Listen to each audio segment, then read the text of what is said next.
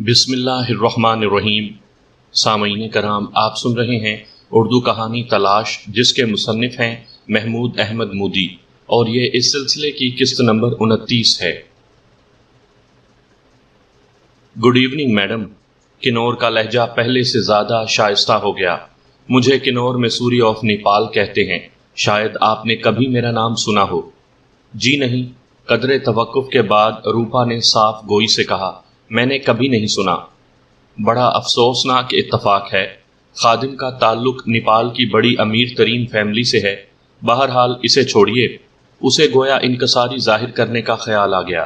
اصل بات یہ ہے کہ فیملی کا واحد وارث ہونے کی بنا پر میں نے محض خاندانی دولت پر تکیہ کر کے بیٹھ جانے کے بجائے ہاتھ پاؤں ہلانے کی کوشش کی ہے۔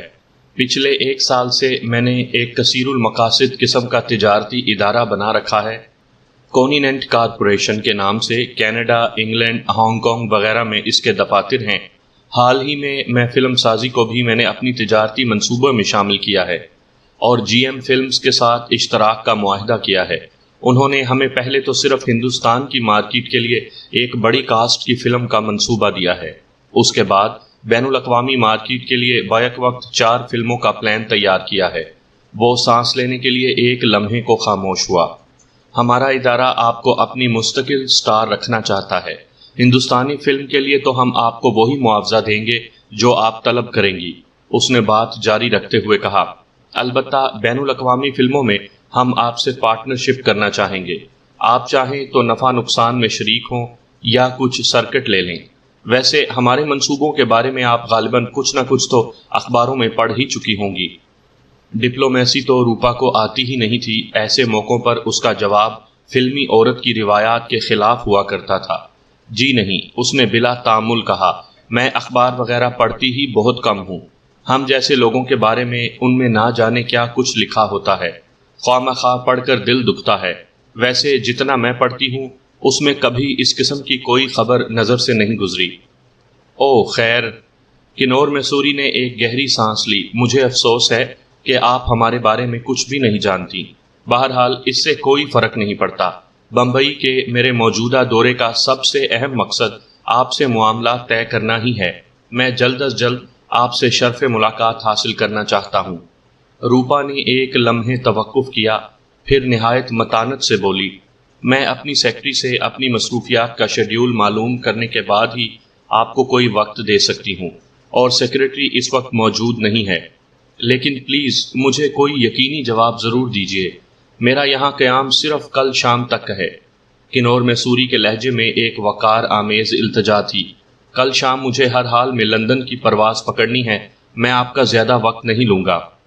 اچھا ٹھہریے، میں اپنی ڈائری دیکھ کر کچھ بتاتی ہوں، روپا نے متذبذب لہجے میں کہا، اور ریسیور پر ہاتھ رکھ کر سوالیہ نظروں سے میری طرف دیکھا۔ میں نے اشارہ دیا کہ وہ ملاقات کا وقت دے دے۔ اس نے مزید چند لمحے توقف کیا، پھر ماؤتھ پیس سے ہاتھ ہٹاتے ہوئے کہا، کل تو میں اسٹوڈیو جانے سے پہلے ہی وقت نکال سکتی ہوں۔ آپ صبح 9 بجے آ جائیں، ہم 1 گھنٹہ گفتگو کر سکتے ہیں، یا پھر آپ 2:30 بجے اسٹوڈیو آ جائیں۔ 2 شوٹنگوں کے درمیان میرے پاس 2.5 گھنٹے کا بریک ہے، بشرط یہ کہ شوٹنگیں وقت پر ہوئیں، جو کہ عموماً وقت پر نہیں ہوتیں۔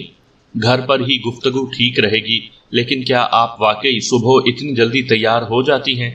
جی ہاں، کیونکہ میں شوٹنگ کے لیے کبھی رات کا وقت نہیں دیتی، روپا نے ٹھہرے ٹھہرے لہجے میں کہا۔ فلمی دنیا کے ہاتھ میں نے صرف اپنے دن فروخت کیے ہیں، راتیں اپنے ہی تصرف میں رکھی ہیں۔ بہت خوب، بہت خوب میڈم۔ کنور میسوری کا لہجہ کچھ خوشامدانہ سا ہو گیا۔ مجھے کسی نے بتایا تھا، اور ٹھیک ہی بتایا تھا، کہ آپ روایتی فلمی عورتوں سے بہت مختلف ہیں۔ آپ سے ملاقات یقیناً میرے لیے ایک خوشگوار تجربہ ہوگی۔ شاید، روپا نے خشک لہجے میں کہا۔ خدا حافظ، اس نے ریسیور رکھ دیا، لیکن دوسری طرف سے میں نے کئی سیکنڈ بعد سلسلہ منقطع ہونے کی آواز سنی۔ تب میں نے بھی ریسیور رکھ دیا۔ روپا اپنی آرام دہ کرسی پر جا بیٹھی تھی، اور ٹانگ پر ٹانگ رکھے دھیرے دھیرے ایک پاؤں ہلا رہی تھی۔ کیا بات ہے، ملاقات کے لیے وقت دینے میں تم بہت ہچکچا رہی تھی، میں نے اس کے سامنے بیٹھتے ہوئے کہا۔ الجھن میں پڑ گئی تھی منصور، اس نے ہاتھوں کی مرمری اور مخروطی انگلیاں ایک دوسرے میں پھنساتے ہوئے کہا، میں نے آج تک کوئی ایسا نیپالی نہیں دیکھا جو میسوری کی طرح اتنی صاف اردو بولتا ہو۔ ہو سکتا ہے اس نے ہندوستان ہی میں پرورش پائی ہو، میں نے خیال ظاہر کیا۔ ویسے بھی امراء میں شمار ہونے والے لوگ عموماً کئی زبانوں پر عبور حاصل کر لیتے ہیں۔ بہرحال ہمیں بہت محتاط رہنا پڑے گا، روپا نے کہا۔ لوگ ہم سے ملنے اور مراسم بڑھانے کے لیے عجیب روپ دھار لیتے ہیں۔ کوئی نوابزادہ بن جاتا ہے، کوئی کسی راجے مہاراجے کا وارث بن بیٹھتا ہے، اور کوئی کسی ایسے بزنس کنسرن کا مالک بن کر آ جاتا ہے جس کی شاخیں پوری دنیا میں پھیلی ہوتی ہیں۔ بعد میں پتہ چلتا ہے کہ موصوف کسی دہقان کے صاحبزادے ہیں جو حال ہی میں 10-20 ایکڑ زمین چھوڑ کر مرا ہے، اور یہ اس زمین کو بیچ کر 10-20 دن بڑے ٹھاٹھ کی زندگی بسر کر کے دل کی حسرتیں نکال رہے ہیں۔ گلزار بانو سے تم واقف ہونا؟ میں نے ذہن پر زور دیا کہ یہ گلزار بانو کون تھی، نام تو کچھ مانوس سا لگ رہا تھا۔ دوسرے ہی لمحے مجھے یاد آ گیا کہ گلزار بانو کون تھی۔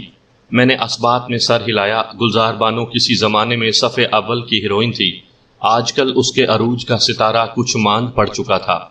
گلزار بانو تو اس قسم کے ایک نوجوان کے چکر میں کچھ زیادہ ہی پھنس گئی تھی، روپا نے بتایا، اور تقریباً 2 سال پہلے اس سے شادی بھی کر بیٹھی تھی۔ اس کا زوال تو در حقیقت اسی وقت سے شروع ہوا ہے۔ بالآخر بے شمار پیسہ، وقت اور ساکھ برباد کر کے طلاق لے کر ہی جان چھوٹی تھی۔ تمہیں کوئی اس طرح کا چکر نہیں دے سکتا، میں نے مسکرا کر کہا۔ تمہارے پاس تو کالے جادو سے زیادہ خطرناک علم موجود ہے، انسان کو پڑھ لینے کا علم۔ وہی علم تو مجھے اب تک بچائے ہوئے ہے، وہ بھی مسکرائی۔ ورنہ تمہیں کیا معلوم ہماری لائن میں کیسے جادوگر پڑے ہیں۔ اسکرین پر تمہیں جو نظر آتے ہیں اس سے کہیں زیادہ فنکار تو پس پردہ پڑے ہوئے ہیں، انسان کو پل بھر میں کوہ کاف میں لے جانے والے۔ میں نے اس لیے تو تمہیں کنور میسوری سے ملاقات کر لینے کا مشورہ دیا تھا کہ دل میں جو خلش ہو وہ نکل جائے۔ میں نے کہا، یہ کھٹک نہ رہے کہ شاید وہ کام ہی کا آدمی تھا جس سے ہم نے ملاقات نہیں کی۔ مجھے اب اس امر سے کوئی دلچسپی نہیں رہی کہ وہ کون ہے، کیا چاہتا ہے، اور نہ ہی اس بات کی کوئی پرواہ ہے کہ اس سے مل کر مجھے فائدہ ہوگا یا نقصان۔ بس تم قریب موجود رہو تو میں جنوں کے سردار سے بھی ملاقات کے لیے تیار ہوں۔ اس نے مسکرا کر خوابناک سے لہجے میں کہا، اور ایک طویل انگڑائی لے کر یک لخت جسم ڈھیلا چھوڑ دیا۔ پھر ایک جھٹکے سے اٹھتے ہوئے بولی، اپنا تو موسیقی سننے کو جی چاہ رہا ہے، تمہارا موڈ بنے تو تم بھی میرے کمرے میں آ جانا۔ شکریہ، میں نے آداب بجا لانے والے لہجے میں کہا، بندہ بغیر موسیقی کے ہی ٹھیک ہے۔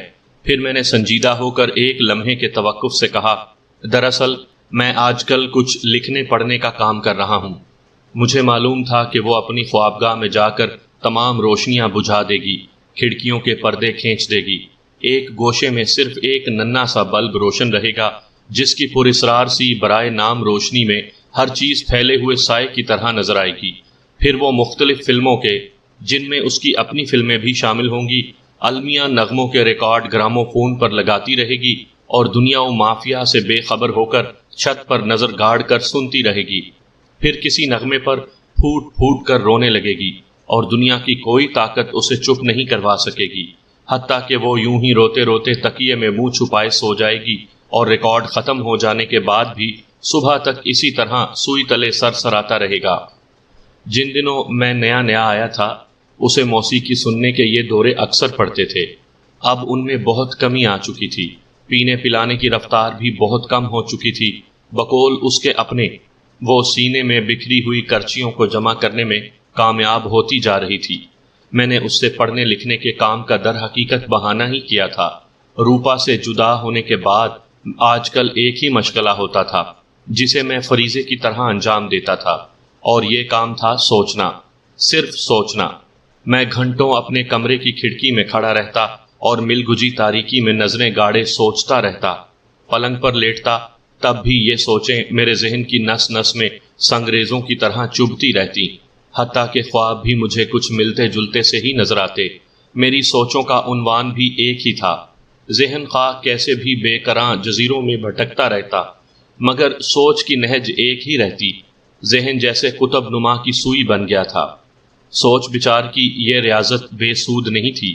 میں اپنے آپ کو یاسیت کے سمندر میں نہیں ڈبو رہا تھا، میرے ذہن میں تو بہت بڑی بساط بچھی ہوئی تھی، اور میں دھیرے دھیرے اس پر مہرے سجا رہا تھا۔ میں اپنی ذات کے لیے خود ہی استاد بنا ہوا تھا، اپنی تربیت کر رہا تھا۔ بڑی عمدگی سے اپنی ذہنی تراش خراش کا کام انجام دے رہا تھا۔ ممی کی ڈائری کو میں نے جلا دیا تھا۔ مجھے اب اس کی ضرورت نہیں تھی۔ اس کا ایک ایک لفظ میرے ذہن پر نقش تھا۔ دوسرے روز ہم ناشتے سے تقریباً فارغ ہو کر کافی پی رہے تھے جب پٹھان چوکیدار اسحاق خان نے ایک سنہری وزٹنگ کارڈ تشتری میں روپا کو پیش کیا۔ میں نے کن اکھیوں سے دیکھا، سنہری کارڈ پر نہایت نفیس اور باریک حروف میں صرف کنور میسوری آف نیپال چھپا ہوا تھا۔ کوئی ایڈریس یا فون نمبر وغیرہ نہیں تھا، جیسا کہ عموماً نہایت اہم اور بڑی شخصیتوں کے کارڈ پر ہوتا ہے کہ صرف ان کا نام کافی سمجھا جاتا ہے۔ انہیں ڈرائنگ روم میں بٹھاؤ، میں آ رہی ہوں، روپا نے وزٹنگ کارڈ پر نظر ڈال کر کافی کا گھونٹ بھر کر کہا۔ میں کھڑکی میں جا کھڑا ہوا جس میں نیلے رنگ کا شیڈڈ گلاس لگا ہوا تھا۔ اس سے باہر کا منظر نظر آتا تھا، اندر کا نہیں۔ اس کھڑکی سے گیٹ دکھائی دیتا تھا۔ میں نے اسحاق خان کو گیٹ کی طرف جاتے دیکھا۔ اندر آتے وقت وہ گیٹ کو تالا لگا کر آیا تھا۔ تالا کھولنے کے بعد اس نے چوڑے چکلے گیٹ کے دونوں پٹ کھولے، ساتھ ہی چمکیلے سیاہ رنگ کی ایک کیڈلک بے آواز عفریت کی طرح اندر پھسل آئی۔ اس کے شیشے بھی گہرے رنگ کے تھے اور کار کی جو سائیڈ مجھے نظر آ رہی تھی اس طرف کی کھڑکیوں میں مکمل طور پر شیشے چڑھے ہوئے تھے۔ کار برآمدے کے قریب آ کر رکی ہوگی، اور برآمدہ چونکہ مجھے نظر نہیں آ رہا تھا اس لیے میں کار سے اترنے والوں کو بھی نہیں دیکھ سکا۔ میں نے پلٹ کر روپا کی طرف دیکھا۔ وہ کافی ختم کر چکی تھی مگر بدستور اپنی جگہ بیٹھی تھی۔ مجھے اپنی طرف متوجہ پا کر گھڑی دیکھتے ہوئے بولی، 9:02۔ یہ کنور میسوری وقت کا تو بڑا پابند معلوم ہوتا ہے، یہ صحیح معنوں میں بزنس مین ہونے کی نشانی ہوتی ہے۔ چلو پھر اس سے مل ہی لیں، دیکھیں اس کا بزنس ہے کیا۔ ٹھاٹ باٹ تو بڑے نظر آ رہے ہیں، میں نے کہا۔ اسے چند منٹ انتظار کرنے دو، ابھی تو وہ ڈرائنگ روم میں اپنے لیے نشست کا انتخاب بھی نہیں کر پایا ہوگا۔ روپا نے ایک چھوٹے سے میک اپ مرر میں اپنے چہرے کا جائزہ لیتے ہوئے کہا۔ انتظار کروانا بھی حسینوں کی ایک ادائے دلبری ہوتی ہے، میں نے ٹھنڈی سانس لے کر کہا۔ حسینوں کی ادائے دلبری نہیں، اس نے دلکشی سے مسکراتے ہوئے کہا، یہ اپنی اہمیت بڑھانے کا ایک حربہ ہوتا ہے۔ میں ایک کرسی پر آ بیٹھا تو وہ اٹھ کر ٹہلنے لگی، ساتھ ہی بڑی لاپرواہی سے وہ کچھ گنگنا بھی رہی تھی۔ ایک مرتبہ اس نے میری طرف مڑ کر بچوں کی سی معصومیت سے پوچھا، میرے کپڑے تو اچھے ہیں نا؟ میں اسے بتا نہ پایا کہ اس وقت بڑے بڑے کامنی پھولوں والی بنگالی سٹائل کی ساڑی اور اسی طرز کے بڑے بڑے چاندی کے زیورات میں وہ کس قدر خوبصورت لگ رہی ہے۔ کہنے کو یہ زیور چاندی کے تھے مگر ان میں کئی ہیرے جڑے ہوئے تھے۔ روپا معمولی پڑھی لکھی تھی مگر زندگی نے جہاں اسے اور بہت کچھ سکھایا تھا، لباس کا سلیقہ بھی غضب کا دیا تھا۔ وہ ہمیشہ دوسری عورتوں سے الگ نظر آتی تھی اور پارٹیوں میں نے دیکھا تھا کہ وہ سماجی یا مالی اعتبار سے اپنے سے کہیں بڑی اعلیٰ تعلیم یافتہ اور کلچرڈ عورتوں پر چھائی رہتی تھی۔ میرے تاثرات سے اسے اپنے سوال کا جواب مل گیا اور مطمئن ہو کر دوبارہ ٹہلنے لگی۔ 5 منٹ بعد اس نے مجھے چلنے کا اشارہ کیا اور ہم ڈرائنگ روم کی طرف چل دیے۔ روپا نے ڈرائنگ روم میں داخل ہونے کے لیے پردہ ایک طرف کو ہٹایا تو میری نظر آراستہ و پیراستہ اور طویل و عریض ڈرائنگ روم میں سامنے ہی صوفے پر بڑے باروب انداز میں بیٹھے ہوئے ایک شخص پر پڑی۔ پہلی نظر میں وہ مجھے کوئی منگول شہزادہ دکھائی دیا۔ اس کے لمبے لمبے بھورے بالوں کی لٹیں اس کے کندھوں کو چھو رہی تھیں۔ چپٹی ناک تلے پتلی پتلی چنگیزی طرز کی مونچھیں ڈھیلے ڈھالے انداز میں لٹکی ہوئی تھیں۔ آنکھوں پر تلائی فریم کی تاریک شیشوں والی اینک تھی۔ چہرہ خاصا چوڑا اور رنگت تپے ہوئے تانبے سے مشابہ تھی۔ رخساروں پر جیسے گوشت میں گریں سی پڑی ہوئی تھی۔ وہ سفید چمکیلے ساٹن نما کسی کپڑے کا چینی طرز کا بند گلے کا کوٹ پہنے ہوئے تھا۔ کوٹ کے ساتھ اس نے چوڑی دار پاجامہ پہن رکھا تھا۔ پیروں میں مخملی جوتے تھے جن پر سفید موتی ٹکے ہوئے تھے۔ اس کے گلے میں موٹے موٹے سبز پتھروں کی مالا تھی، ان پتھروں میں بڑی مدھم قسم کی چمک تھی۔ مجموعی طور پر وہ بھاری تن و توش کا آدمی تھا اور کچھ اس انداز سے بیٹھا ہوا تھا جیسے زمانہ قدیم کا کوئی بادشاہ اپنے درباریوں سے خطاب کرنے لگا ہو۔ روپا کو دیکھتے ہی وہ اٹھا اور کورنش بجا لانے کے سے انداز میں جھک کر اس نے گویا اسے خوش آمدید کہا۔ اس کی آنکھوں پر گو کے تاریک شیشوں کی اینک تھی مگر میں نے محسوس کیا کہ سیدھا کھڑے ہوتے وقت اس نے گہری نظروں سے روپا کا سر تا پا جائزہ لیا تھا اور اسی وقت میری نظر ایک اور شخص پر پڑی جو غالباً حد ادب کے طور پر کنور میسوری سے کافی فاصلے پر ایک اور کرسی پر بیٹھا تھا۔ روپا کو دیکھ کر وہ بھی پھرتی سے اٹھ کھڑا ہوا تھا اور احتراماً جھکا تھا۔ اس کے پیروں کے قریب چمڑے کا ایک نفیس بریف کیس رکھا تھا۔ یہ شخص نہایت دبلا پتلا تھا، مگر اس کے بازو، ٹانگیں اور ہاتھوں کی انگلیاں غیر معمولی طور پر لمبی تھیں۔ اس کے چہرے کے عضلات کھنچے کھنچے سے تھے اور آنکھیں مینڈک کی طرح ابھری ہوئی تھیں، تاہم اس کے بال اچھے تھے اور سلیقے سے بنے ہوئے تھے۔ وہ سوٹ میں ملبوس تھا اور سوٹ کی عمدہ تراش خراش کی وجہ سے اس کی شخصیت کچھ غنیمت نظر آ رہی تھی۔ یقیناً وہ کنور میسوری کا سیکرٹری تھا۔ تعارف کی ضرورت محسوس نہیں کی گئی کیونکہ ہم چاروں ہی ایک دوسرے کو جان چکے تھے۔ روپا نے سر کی خفیف سی جنبش سے ان کے سلاموں کا جواب دیا اور انہیں بیٹھنے کے لیے کہہ کر مجھے بھی بیٹھنے کا اشارہ کرتے ہوئے خود بھی بیٹھ گئی۔ آپ کیا پینا پسند کریں گے کنور؟ اس نے خوشگوار لہجے میں کہا۔ تکلفات کی ضرورت نہیں میڈم۔ یہ جملہ اس نے نہایت شستہ انگریزی میں ادا کیا تھا اور گویا میرے اس خیال کی تصدیق کر دی تھی کہ غیر معمولی طور پر اونچے خاندانوں کے لوگ عموماً کئی زبانوں پر عبور رکھتے ہیں۔ اس کی آواز خاصی گونجدار تھی۔ میں چاہتا ہوں کہ آپ کا کم سے کم وقت لوں، اس نے مسکراتے ہوئے کہا۔ اس مسکراہٹ کے دوران اس کی لٹکی ہوئی چنگیزی مونچھوں کے درمیان فاصلہ بڑھ گیا۔ آپ اطمینان سے بات کریں، میرے پاس 1 گھنٹہ فاضل ہے، روپا نے گھڑی پر نظر ڈالتے ہوئے اس سے بھی زیادہ شستہ انگریزی میں کہا۔ اسے انگریزی بولتے سن کر بھی کوئی اس کی اصلی تعلیمی استعداد کا اندازہ نہیں کر سکتا تھا۔ سب سے پہلے تو آپ یہ بتائیں کہ کیا آپ ہماری اس فلم میں کام کرنے کے لیے تیار ہیں جو ہم جی ایم والوں کے اشتراک سے ہندوستانی مارکیٹ کے لیے بنا رہے ہیں؟ کنور میسوری نے اب اردو میں بات شروع کر دی۔ روپا کی پیشانی پر ہلکی سی شکن نمودار ہوئی۔ کیا جی ایم والوں نے آپ کو یہ نہیں بتایا کہ میں پہلے اسکرپٹ پڑھتی ہوں اور اس میں اپنا رول دیکھتی ہوں، باقی کاسٹ دیکھتی ہوں، پھر معاوضے کی بات کرتی ہوں اور جب یہ سب چیزیں طے پا جائیں تب حامی بھرتی ہوں؟ بتایا تھا، میں اسکرپٹ ساتھ لے آیا ہوں۔ ملک کے مایا ناز مصنف رہبر بلالی نے اسے لکھا ہے۔ تھیم انگریزی ناول سے ہے۔ پھر کنور نے معذرت خواہانہ لہجے میں کہا، وہ میں ابھی آپ کی خدمت میں پیش کروں گا۔ میں آپ سے صرف یہ یقین دہانی چاہتا تھا کہ اگر اسکرپٹ آپ کے رول، کاسٹ اور معاوضے وغیرہ کی طرف سے آپ کا اطمینان ہو گیا تو آپ کیا ہمیں ٹائم دے سکیں گی یا نہیں؟ آپ کا شیڈول بہت زیادہ نائٹ تو نہیں ہے؟ اب اگر روپا کی جگہ کوئی اور ہیروئن ہوتی تو خواہ اس کی صرف ایک فلم سیٹ پر ہوتی، مگر کاروباری مصلحت کے تحت اس کا جواب کچھ اس قسم کا ہوتا، وہ جی شیڈول میں تو بالکل گنجائش نہیں ہے، لیکن اب آپ آ ہی گئے ہیں اور پھر آپ کا جی ایم والوں سے بھی معاملہ ہے، ان کا لحاظ تو کرنا ہی پڑے گا، میں کسی نہ کسی طرح گنجائش نکال لوں گی۔ اس کے بجائے روپا نے نہایت دیانتداری سے کہا، میں چونکہ اپنی مرضی کی فلمیں سائن کرتی ہوں اس لیے میں مشین کی طرح دن رات مصروف تو نہیں، لیکن زیادہ فارغ بھی نہیں۔ اس پورے سال میں میرے پاس بہت کم ڈیٹس ہیں۔ مصلحت کوشی اسے آتی تھی لیکن بہت معمولی حد تک۔ خیر، یہ باتیں تو طے ہو ہی جائیں گی، کنور میسوری نے کہا۔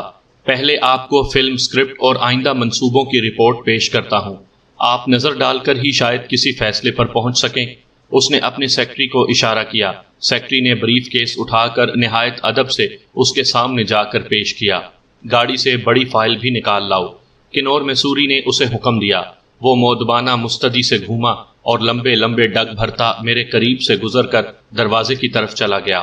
ڈرائنگ روم میں تو نہایت دبیز ایرانی قالین بچھا ہوا تھا، لیکن میرا اندازہ تھا کہ ننگے فرش پر چلتے وقت بھی اس شخص کے قدموں کی آہٹ پیدا نہیں ہوئی تھی۔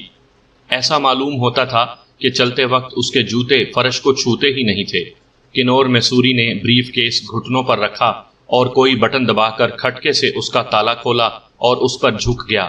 چند لمحے بعد اس نے بریف کیس میں ہاتھ ڈال کر جو چیز نکالی وہ خوفناک سی ساخت کا ایک 2 نالی ریوالور تھا جس پر سائلنسر بھی لگا ہوا تھا اور جس کا رخ ہماری ہی طرف تھا۔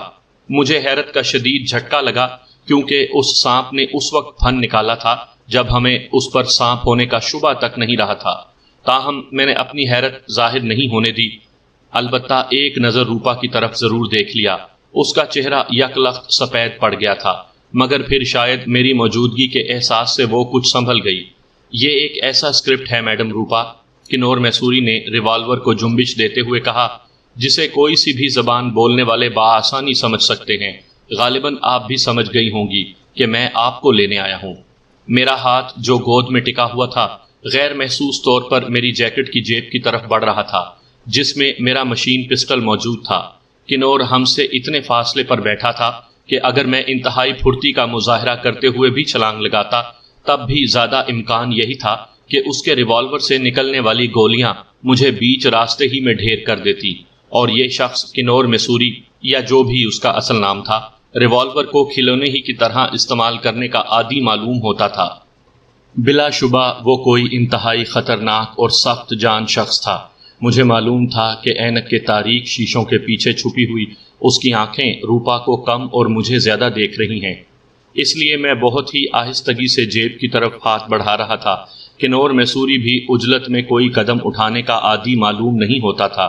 اس کا انداز کسی بھاری بھرکم اور سست الوجود اژدہے سے مشابہ تھا جو بڑی کاہلی سے رینگتا ہے مگر جب کسی جاندار کے جسم کے گرد لپٹ جاتا ہے تو چند سیکنڈ میں اس کی ہڈیاں چور کر کے رکھ دیتا ہے۔ اس کا انداز کوبرا جیسا نہیں تھا جو بجلی کسی تیزی سے ڈستا ہے۔ نہیں برخوردار، دفتن اس کی غراہٹ سن کر میرا دل کچھ زیادہ تیزی سے دھڑک اٹھا۔ ہاتھ اپنی جگہ ساکت رکھو ورنہ یہ جسم سے الگ بھی ہو سکتا ہے۔ اس ریوالور کی گولی بڑی ظالم ہے اور ذرا ایک نظر پیچھے بھی دیکھ لو۔ میں نے گردن ترچھی کر کے دیکھا کنور کا سیکرٹری جو گاڑی سے بڑی فائل نکالنے گیا تھا اور اس کے ہاتھ میں بھی ویسا ہی ریوالور تھا جس کا رخ میری گدی کی طرف تھا۔ مینڈک کی آنکھوں سے مشابہ اس کی آنکھیں بالکل ساکت تھیں اور ان میں بے رحم موت اپنے خوفناک پر پھیلائے بیٹھی تھی۔ مجھے حیرت ہوئی کہ محض ایک ریوالور کے اضافے سے وہ مجہول سا شخص کس قدر شفاف نظر آنے لگا تھا۔ رشی، کنور نے اپنے نام نہاد سیکرٹری کو مخاطب کیا، برخوردار کو غیر ضروری وزن سے نجات دلا دو۔ میں نے پیچھے دیکھے بغیر محسوس کر لیا کہ وہ عقب میں میرے قریب آ پہنچا ہے۔ پھر اس کا استخوانی ہاتھ مجھے اپنی جیکٹ کی طرف بڑھتا ہوا نظر آیا اور دوسرے ہی لمحے میرا مشین پسٹل اس کی غیر معمولی طور پر لمبی انگلیوں کی گرفت میں تھا۔ بڑی عمدہ چیز ہے، ساتھ ہی اس کا تبصرہ سنائی دیا۔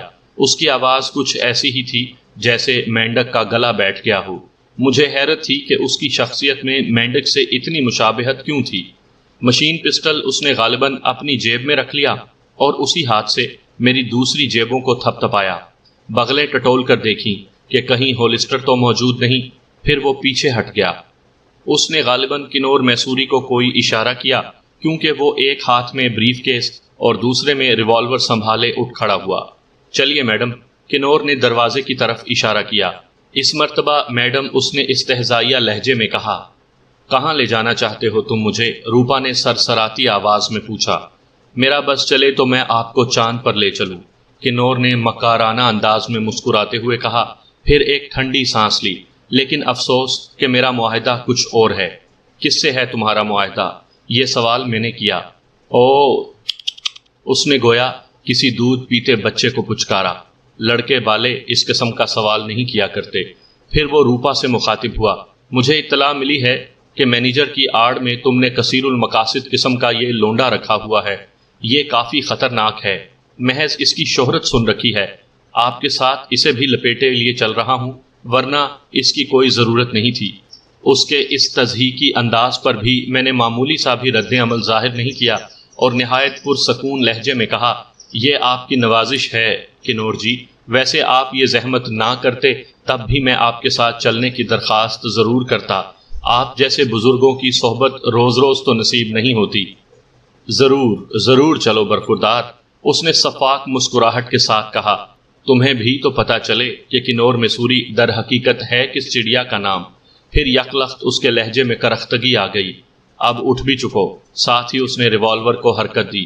اس وقت میرا ارادہ تھا کہ کوئی ہاتھ دکھاؤں، لیکن ایک تو روپا کی وجہ سے میں باز رہا۔ میں اپنا بچاؤ تو کر سکتا تھا لیکن اسے نقصان پہنچنے کا احتمال تھا۔ دوسرے میں نے یہ سوچ کر ارادہ تبدیل کر دیا تھا کہ اب ڈور ہاتھ آئی ہے تو سرا بھی تلاش کر ہی لیا جائے۔ میرے چہرے پر سرد مہری دیکھ کر روپا نے نظر پھیر لی اور گویا صرف اپنے آپ پر ہی تکیہ کرتے ہوئے قدرے سختی سے کنور کو مخاطب کیا، ویسے تم ہو کون؟ میں بس آپ جیسے کچھ بڑے بڑے لوگوں کا خادم ہوں، آڑے وقت میں ان کے کام آتا ہوں۔ ان کے چھوٹے موٹے کام جن کے سلسلے میں وہ خواہ ادھر ادھر جھک مارتے رہتے ہیں مختصر سے وقت میں انجام دیتا ہوں اور اپنی راہ لیتا ہوں۔ مسافر ہوں، آج یہاں کل وہاں، کنور نے خوشگوار لہجے میں جواب دیا۔ کرائے کے قاتل ہو؟ روپا نے اپنے لہجے میں حقارت ظاہر کرنے کی کوشش کی۔ نہیں، میں اس سے کافی اونچے درجے کا فنکار ہوں۔ اس کا لہجہ کھردرا سا معلوم ہوا۔ اب تم دونوں دروازے کی طرف گھوم جاؤ اور شانہ بشانہ پورچ کی طرف چلو۔ میں نے اس کی ہدایت پر عمل کیا۔ ایک لمحے کی ہچکچاہٹ کے بعد روپا بھی میرے ساتھ قدم اٹھانے لگی۔ رشی دروازے سے ہٹ کر ایک طرف کو کھڑا ہو گیا۔ ریوالور کا رخ ہماری طرف تھا۔ ہم اس کے قریب پہنچے تو ریوالور کوٹ کی جیب میں اس طرح رکھ کر کہ اس کی نال کا ابھار نظر آتا رہے میرے ساتھ چلنے لگا۔ کنور میسوری ہمارے پیچھے تھا۔ چوکیدار گیٹ سے باہر بیٹھا تھا، اس لیے وہ ہمیں کار میں سوار ہوتے نہیں دیکھ سکا۔ سٹیئرنگ پر ڈرائیور موجود تھا۔ کنور نے پہلے روپا کو پچھلی سیٹ پر بیٹھنے کا حکم دیا۔ اس کے ساتھ ہی رشی اس کے پہلو سے ریوالور ٹکائے بیٹھ گیا۔ کنور نے مجھے دوسرے دروازے کی طرف چلنے کا اشارہ کیا۔ میں پچھلی ہی سیٹ پر روپا کے برابر بیٹھ گیا تو کنور میری پسلیوں پر ریوالور رکھے میرے ساتھ ہی بیٹھ گیا۔ گاڑی کی پچھلی سیٹ اتنی کشادہ تھی کہ ہم چاروں بغیر کسی تکلیف کے بیٹھے تھے، حالانکہ ہم میں سے 2 افراد عام تنو توش کے مالک نہیں تھے، یعنی میں اور کنور میسوری۔ کنور کا لمس محسوس کر کے مجھے ایک اور حقیقت کا احساس ہوا۔ بظاہر وہ تھل تھل کرتے پلپلے جسم کا مالک محسوس ہوتا تھا، لیکن در حقیقت وہ اتنا ہی ٹھوس اور مضبوط تھا جتنی اس کے ریوالور کی نال جو میری پسلیوں میں چبھ رہی تھی۔ ڈرائیور صورتحال سے مکمل طور پر لا تعلق نظر آ رہا تھا۔ اس نے نہ تو پیچھے مڑ کر دیکھا اور نہ ہی کچھ پوچھا۔ خاموشی سے گاڑی سٹارٹ کی اور گھما کر گیٹ پر لے آیا۔ ہارن سن کر چوکیدار نے گیٹ کھول دیا اور تقریباً بے آواز انجن والی گاڑی اس کے قریب سے گزرتی چلی گئی۔ اس نے نہ صرف ہمارے لیے گیٹ کھولا تھا بلکہ جھک کر الوداعی انداز میں ہمیں سلام بھی کیا تھا۔ وہ دیکھ ہی نہیں سکا کہ میری اور روپا کی پسلیوں پر ریوالور ٹکے ہوئے ہیں۔ گاڑی پرسکون رہائشی علاقے سے نکل آئی اور شہر کی بھری پوری سڑکوں پر فراٹے بھرنے لگی۔ کئی میل کا فاصلہ یوں ہی خاموشی سے طے ہوا۔ دفعتاً میرے دائیں ہاتھ پر روپا گویا بھدک کر اچھلی۔ رشی جو اس کے کندھے سے کندھا جوڑے بیٹھا تھا، اس نے یقیناً کوئی حرکت کی تھی۔ ذلیل لنگور کے بچے، وہ گھٹی گھٹی روحانسی آواز میں چیخی۔ میری کن پٹیوں میں ایک بار پھر شرارے سے پھوٹے، لیکن میں نے انہیں پھیلنے نہ دیا اور ٹھہرے ٹھہرے لہجے میں کنور سے کہا، اس کمینے سے کہو کہ اپنے غلط پنجوں کو قابو میں رکھے، ورنہ میں بھول جاؤں گا کہ تم دونوں کے پاس ریوالور موجود ہیں۔ مرنے سے پہلے میں کم از کم اس کا بھیجا ضرور نکال جاؤں گا۔ کمینگی نہیں کرو رشی، کنور نے مربیانہ لہجے میں اپنے ساتھی سے کہا۔ اس نے قدرے آگے جھک کر مسکراتے ہوئے میری طرف دیکھا۔ اس کی مینڈک جیسی آنکھوں میں مسکراہٹ کی رمق تک نہیں تھی، صرف پتلے پتلے ہونٹ عجیب سے انداز میں کھنچ کر رہ گئے تھے۔ وہ کوئی جواب دیے بغیر سنبھل کر بیٹھ گیا۔ کار میں اتنی خاموشی چھا گئی تھی کہ جیسے سب سو گئے ہوں۔ انجن کی مدھم سی سرسراہٹ کے علاوہ کوئی آواز سنائی نہیں دے رہی تھی۔ 20-25 منٹ کے مزید سفر کے بعد جب کار ایک تنگ اور نیم پختہ گلی میں رکی تو وہ علاقہ مجھے اجنبی ہی دکھائی دیا، تاہم کار سے اتر کر یہ اندازہ ضرور ہو گیا کہ ہم شہر کے کسی اچھے علاقے میں تھے۔ ہمارے دونوں طرف متوسط درجے کی کوٹھیوں کی قطاریں تھیں، لیکن یہ در حقیقت ان کوٹھیوں کی عقبی گلی تھی۔ کہیں کہیں لوگوں نے کوڑا کرکٹ بھی پھینک رکھا تھا۔ کنور نے جیب سے چابیوں کا ایک بڑا سا گچھا نکال کر ڈرائیور کی طرف اچھالا اور اس نے آگے بڑھ کر ایک کوٹھی کا پچھلا گیٹ کھول دیا۔ یہ ایک خاص کشادہ 2 منزلہ کوٹھی تھی جس کے عقبی حصے میں بھی لان تھا۔ تالا گیٹ میں لٹکانے کے بعد کنور نے چابیوں کا گچھا جیب میں ڈالا اور ہمیں اندر چلنے کا اشارہ کیا۔ اب رشی ہمارے پیچھے تھا اور کنور میرے پہلو با پہلو چل رہا تھا۔ ڈرائیور نہ جانے کہاں غائب ہو گیا تھا۔ گھاس کے درمیان ایک پختہ روش پر چلتے ہوئے ہم قدرے اونچائی پر بنی ہوئی اصل عمارت تک پہنچے، مگر کنور کئی دروازوں کے قریب سے گزرتا چلا گیا۔ عمارت کے ایک کونے پر پہنچ کر سیمٹ کی ہی کشادہ سیڑھیاں نیچے جاتی دکھائی دیں۔ ہم سیڑھیاں اترنے لگے۔ چاروں طرف گہرا سناٹا چھایا ہوا تھا۔ کوٹھی میں یقیناً کوئی زی روح موجود نہیں تھا۔ سیڑھیوں کے اختتام پر لکڑی کا دروازہ تھا۔ کنور نے ایک بار پھر چابیوں کا گچھا نکال کر ایک چابی منتخب کی اور دروازہ کھول کر اندر قدم رکھتے ہی بایاں ہاتھ بڑھا کر ریوالور سے کوئی سوئچ دبایا اور تاریک تہہ خانہ یکا یک جگمگا اٹھا۔ یہ نہایت طویل و عریض غالباً بالائی عمارت ہی جتنا تہہ خانہ تھا۔ دائیں طرف دیوار کے ساتھ نئے اور صاف ستھرے گتے کے کارٹن بہت بڑی تعداد میں دیوار کے ساتھ چنے ہوئے تھے۔ ان پر مختلف صابنوں اور ٹوائلٹ کے دیگر سامان کے بڑے بڑے لیبل نظر آ رہے تھے۔ ایک گوشے میں ایک صاف ستھری آفس ٹیبل لگی ہوئی تھی جس پر ٹیبل لیمپ، کئی فائلیں اور دیگر دفتری سامان بھی موجود تھا۔ میز کے گرد چند کرسیاں بھی موجود تھیں۔ ایسا معلوم ہوتا تھا کہ اس تہہ خانے کو گودام اور دفتر کے طور پر استعمال کیا جاتا تھا۔